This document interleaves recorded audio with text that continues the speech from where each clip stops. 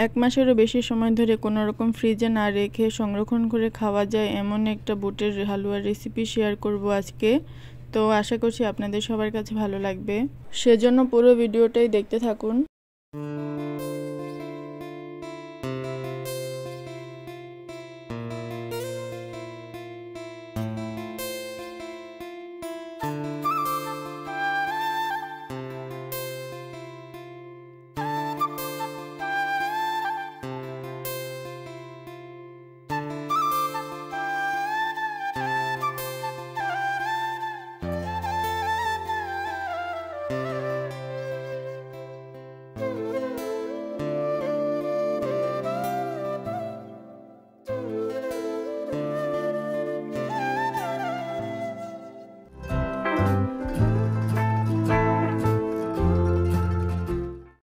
আসসালামু আলাইকুম এভরিওয়ান, আপনারা সবাই কেমন আছেন? আশা করছি ভালো। আলহামদুলিল্লাহ আমরাও ভালো আছি, সুস্থ আছি।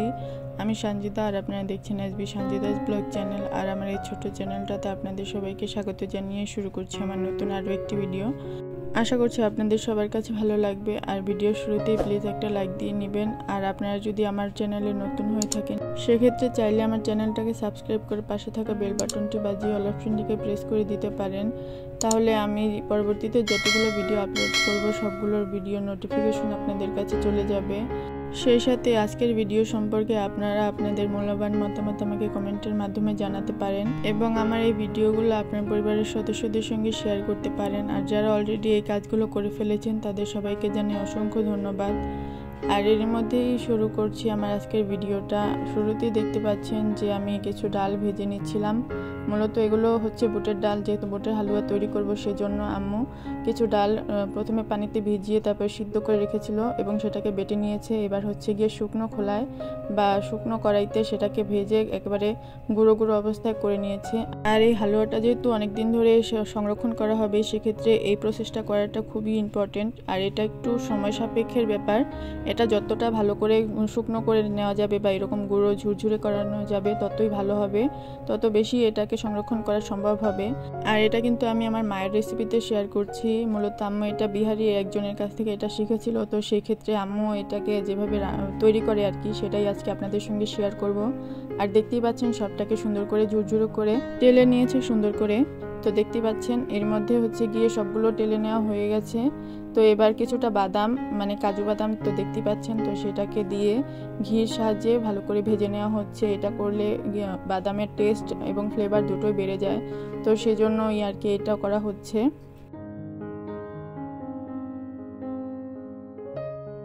আর এরই মধ্যেই দেখতে পাচ্ছেন যে বাদামগুলো ভালো করে ভেজে নেওয়া হয়ে গেছে। এবার সেটাকে তুলে রেখে দিব একটা অন্য পাত্রে। আর ওই একই কড়াইতে আম্মু কিছুটা পরিমাণ মতো পানি দিয়ে দিচ্ছে। এই পানিটা একটু বুঝে দিতে হবে, বেশি দিলে একটু ঝামেলা হয়ে যাবে, আবার কম দিলেও ঝামেলা হয়ে যাবে। তো যাই হোক, এবার পরিমাণ মতো কিছুটা ঘি দিয়ে দিচ্ছে।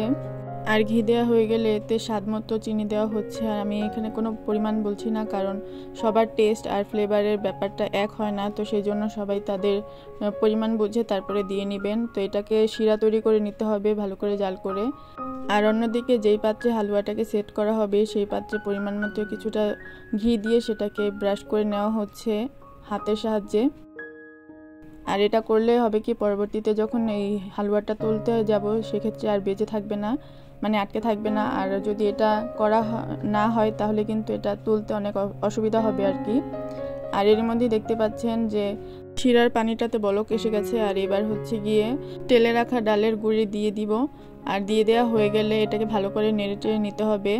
আর এখানে আপনারা বলতে পারেন যে আমি শিরা তৈরি করতে বলেছি, তো শিরা না করে এমনি দেওয়া হয়ে গেছে।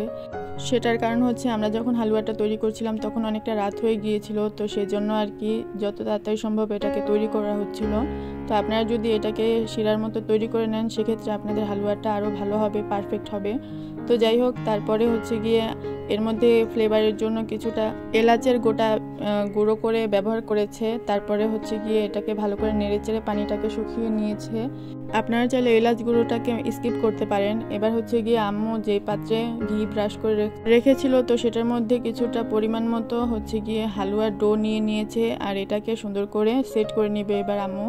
আর এই কাজটা অবশ্যই গরম থাকা অবস্থায় করে নিতে হবে, তা না হলে কিন্তু এটা সেট হতে চাইবে না বা এটাকে পারফেক্ট শেপ দেওয়া যাবে না। তো সেই জন্য এটাকে করে নিয়েছে। আর আপনারা চাইলে এই প্রসেসটা করার জন্য একটা পলিথিন বিছিয়ে তার উপরে হচ্ছে গিয়ে বেলুনের সাহায্যে বেলে নিতে পারেন। তো সেক্ষেত্রে হাতে তাপ লাগাটা খুবই কম হবে, কারণ এটা যেহেতু গরম থাকে এই অবস্থায় এইভাবে করলে তাহলে একটু রিস্কি হয়ে যায়।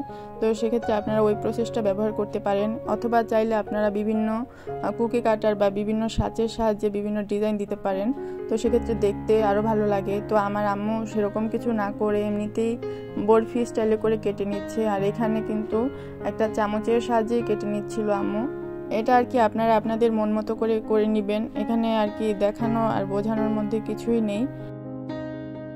আমার আম্মুর হালুয়া তৈরির এই স্পেশাল রেসিপিটা মূলত যেইভাবে তৈরি করে সেটা আগে আমি জানতাম না। আমি ভেবেছিলাম নর্মালভাবে যে সবাই হালুয়া তৈরি করে সেইভাবেই মনে হয় তৈরি করে। তারপর যখন এই প্রসেসটা দেখলাম বা এই বিষয়ে জানতে পারলাম তখন ভাবলাম কেননা আপনাদের সঙ্গেও শেয়ার করি।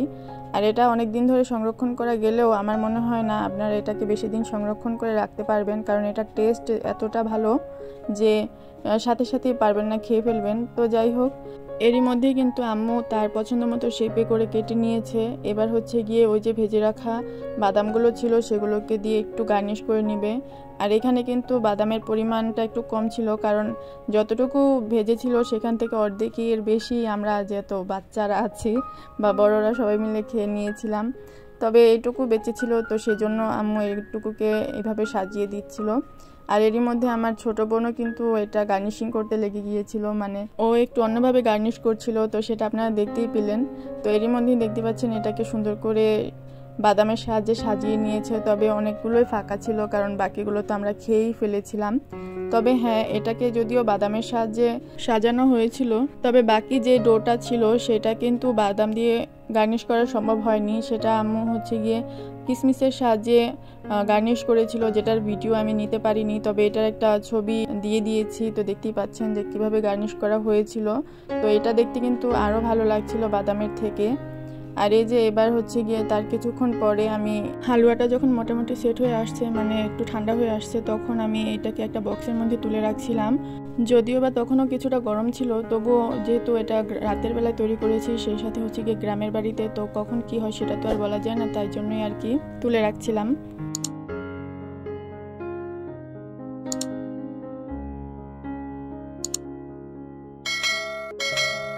তো যাই হোক, আমি কিন্তু এবার কিসমিসের সাহায্যে যেটা গার্নিশ করা হয়েছে সেই হালুয়ার অংশটুকুকে তুলে নিচ্ছি সুন্দর করে।